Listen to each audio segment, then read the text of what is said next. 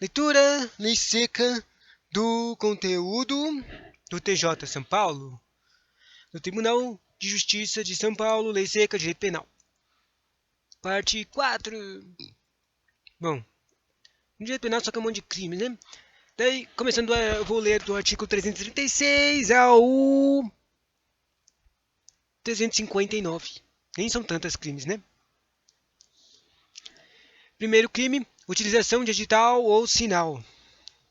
336. Deixa eu ver se eu tenho aqui esse cara aqui na apostila. Essa apostilinha velha. Tem crimes que não caem no treco. Vamos lá. Inutilização de edital ou de sinal. Artigo 336. Esse crime é rasgar ou, de qualquer forma, inutilizar ou conspurcar edital afixado por ordem de funcionário público. Violar ou inutilizar o selo ou sinal empregado por determinado local ou por ordem de funcionário público para identificar ou serrar qualquer objeto. Pena, detenção de 1 mês a 1 ano ou multa. Crime de subtração ou inutilização de livro documental.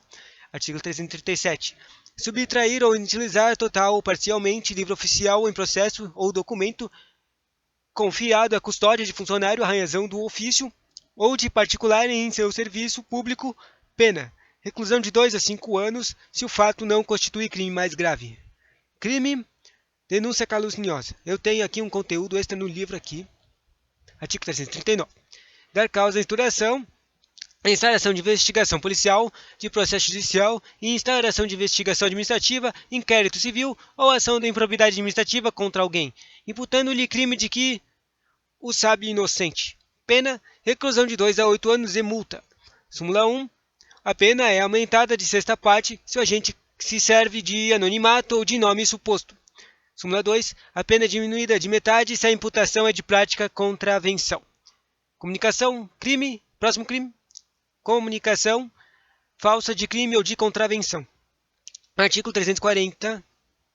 Provocar ação de autoridade, comunicando-lhe a ocorrência do crime ou da contravenção que sabe não se ter verificado a pena.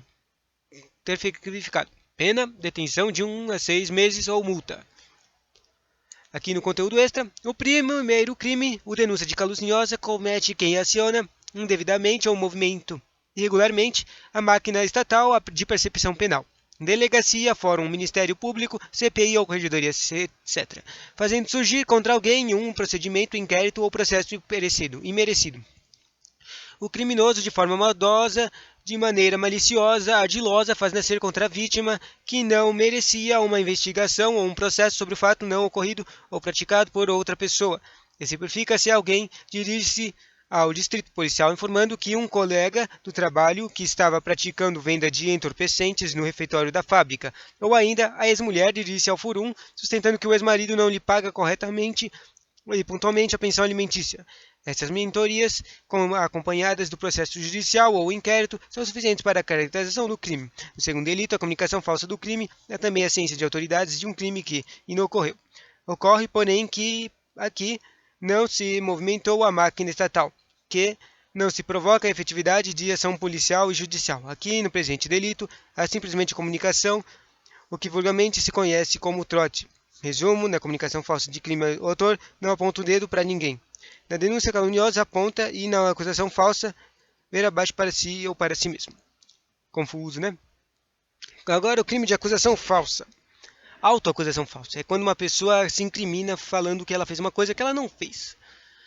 Artigo 341. Acusar-se perante a autoridade. Acusar-se perante a autoridade de crime inexistente ou praticado por outrem. Pena, detenção de 3 meses a 2 anos ou multa.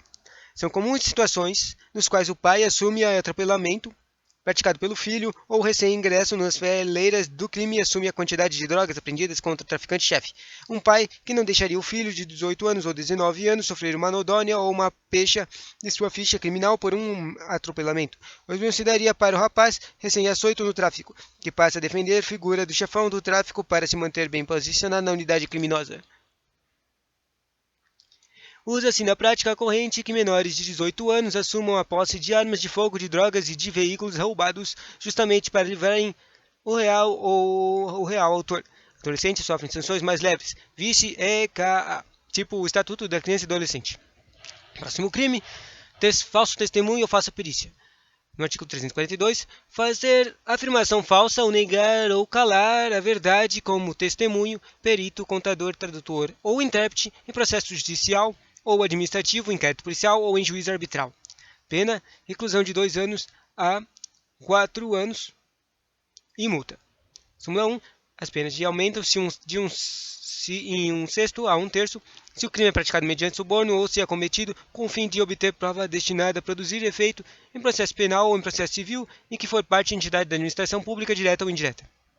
Súmula 2. O fato deixar de ser punível se, antes da sentença no processo em que ocorreu o ilícito, o agente retrata ou declara a verdade. Conteúdo extra. Falso testemunho ou falsa perícia. A lei indica quais são as pessoas passíveis de prática do delito. São elas a testemunha, o perito, o contador, o tradutor ou o intérprete. A preocupação da lei no fato de não serem tanto a testemunha quanto o perito e os demais profissionais mencionados no artigo essenciais para informarem o judiciário e a polícia sobre os dados do crime. Justamente esses dados é que embasam uma sentença condenatória ou absolutória. Abrange os dados informados junto ao distrito policial, ao fórum, no serviço público para apuração de sindicância administrativa e até no juízo arbitrário de justiça privada. Juízo arbitral é o sistema pelo qual os litigantes pactuam não se socorrer da justiça formal para solucionar o conflito, que será resolvido por um árbitro de confiança de ambos. O árbitro nem sempre tem conhecimento jurídico e é indispensável ter conhecimento da matéria objeto de discussão. Se necessário, ele instrui os processos, colhe provas materiais, perícias e testemunhas documentais e decide quem mente em juízo arbitral. Comete o mesmo crime que comete quem mente a um juiz direito estatal ou federal ou um delegado da polícia estatal ou federal. Este delito deixa de existir se o agente, antes de fim do processo, sentença transitada em julgado, quando não cabe mais recursos, conta a verdade, voltado atrás na confirmação do mentiroso que fez.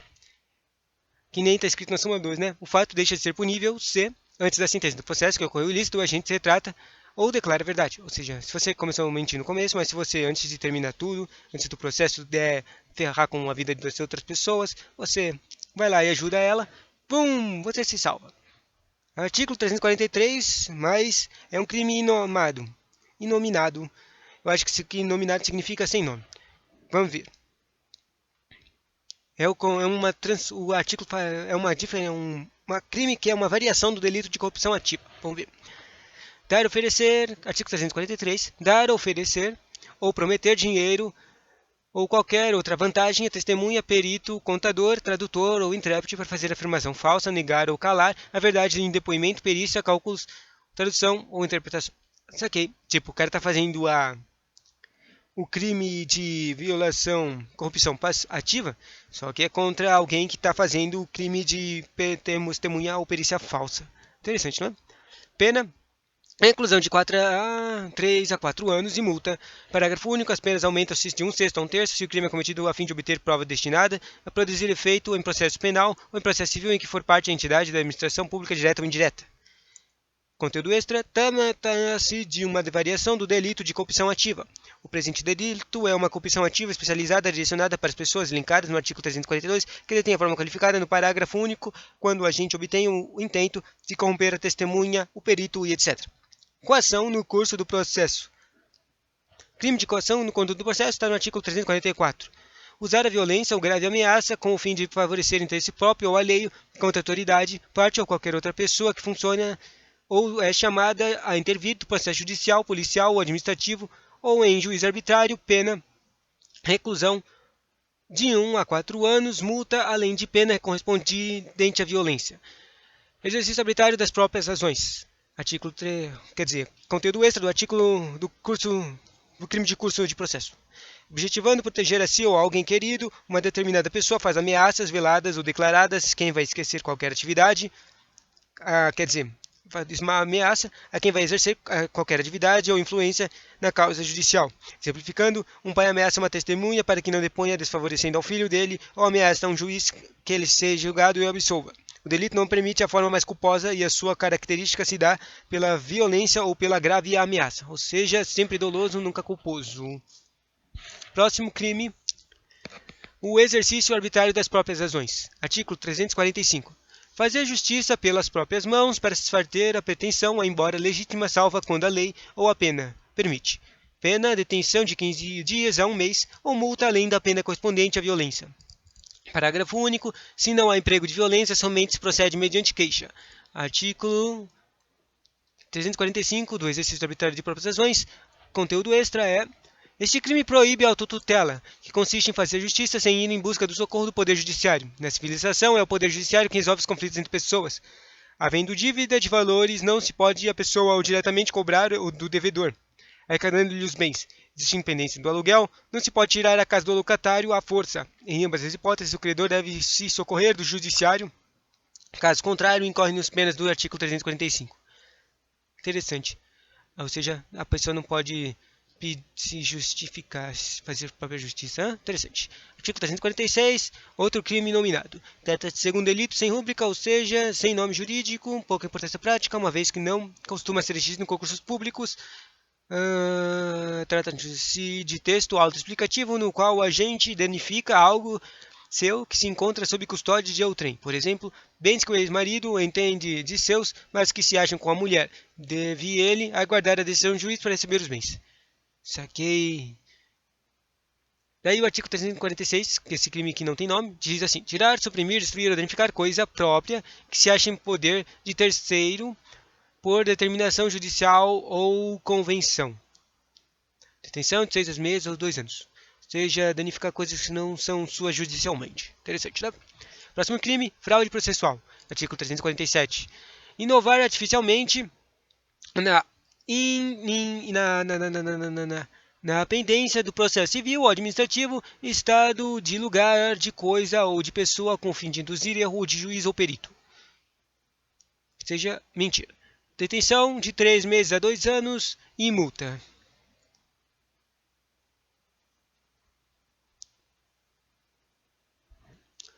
Fraude processual. Crime com conhecimento extra. Aqui eu tô com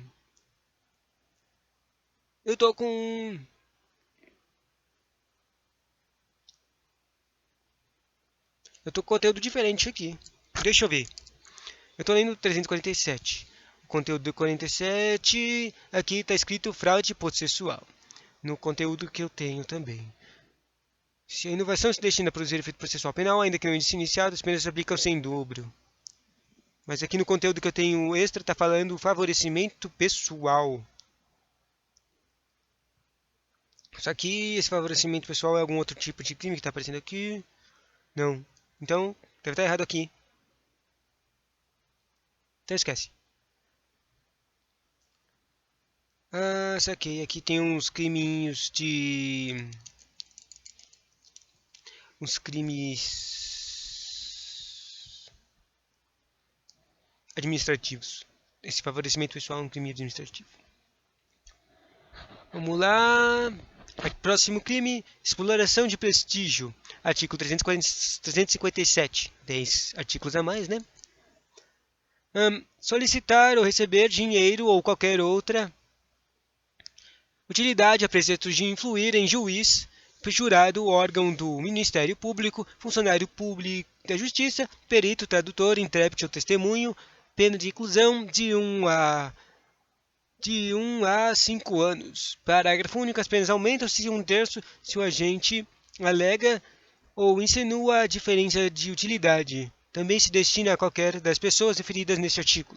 No conteúdo extra que eu tenho,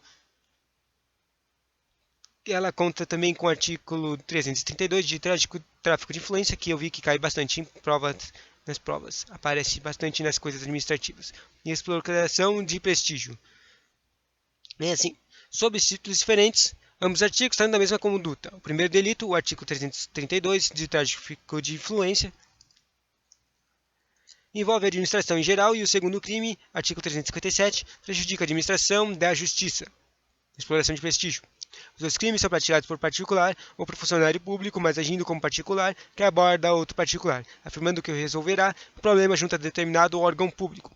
O agente desses crimes é um particular que se diz influente, se mostra importante e diz que faz o e acontece. Atende-se que para ambos os crimes lhe diz o pretexto de influir, com a desculpa de que vai poder influir um ato a ser praticado por algum funcionário público, não exigindo resultado algum para que o crime aconteça. Exploração de prestígio, tráfico de influência, prestígio de influência, é praticamente a mesma coisa, né? Conteúdo final. O artigo 359. Crime de desobediência, decisão judicial sobre perda ou a suspensão a direito. Artigo 359. Exercer função, atividade, direito, autoridade, domínio ou munus. Munus? Tá a mesma coisa no textinho que eu estou na internet. Se for suspenso ou privado por decisão judicial. Pena, detenção de 3 meses a 2 anos ou multa. Mesma coisa. Obrigado pela condição.